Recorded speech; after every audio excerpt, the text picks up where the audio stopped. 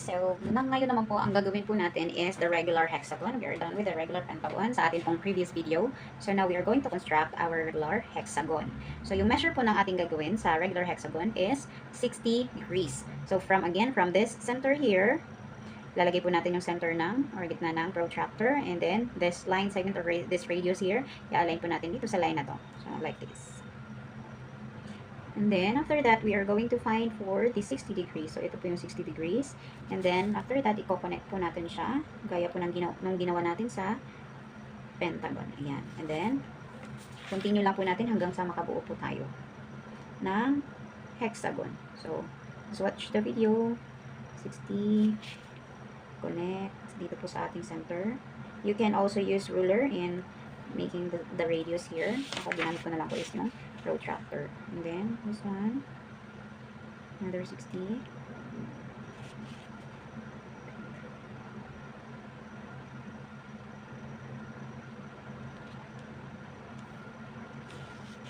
60 po ulit.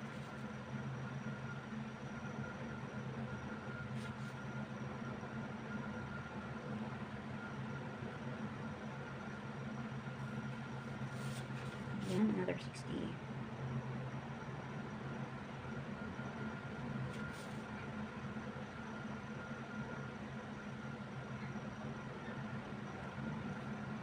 Meron na po tayong 1, 2, 3, 4, 5, 6. So, ganun po ulit ang gawin natin. We are going to connect this punta po dito.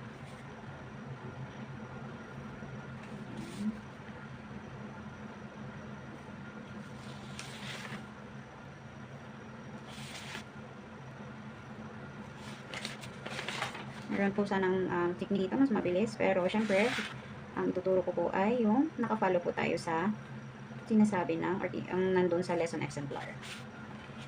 So, since sa first time po or hindi po usual na ginagawa ay ng mga bata to, so kailangan natin ituro kung ano yung nakalagay sa nandoon sa lesson. So, yan po. At erase po natin ulit itong mga arcs na nandito, and then ito pong nasa loob.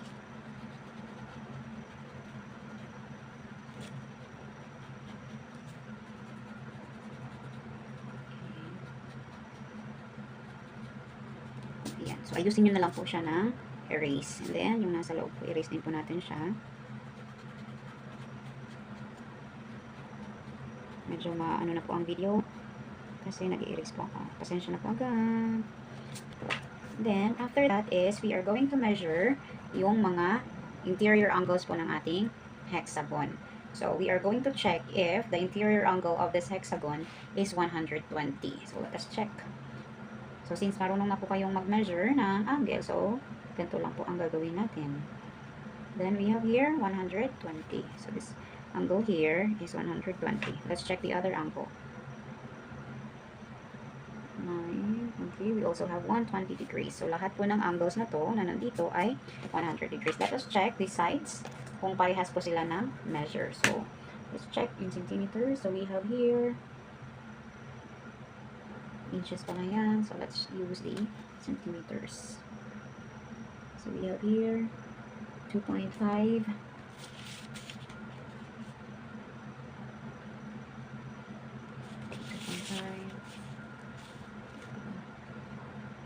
Okay, so meron po tayong same po. So, lahat po ng sides ng ating hexagon ay parehas po ng measure ng length. So, let's name our polygon. So, this is a regular hexagon. Regular hexagon. Okay, and let us put the information of the regular hexagon. So, we have here 120 degrees is the measure of each interior angle. And since we have 6 angles of a hexagon, so merong 6 na angles sa hexagon, 6 times 120 is 720.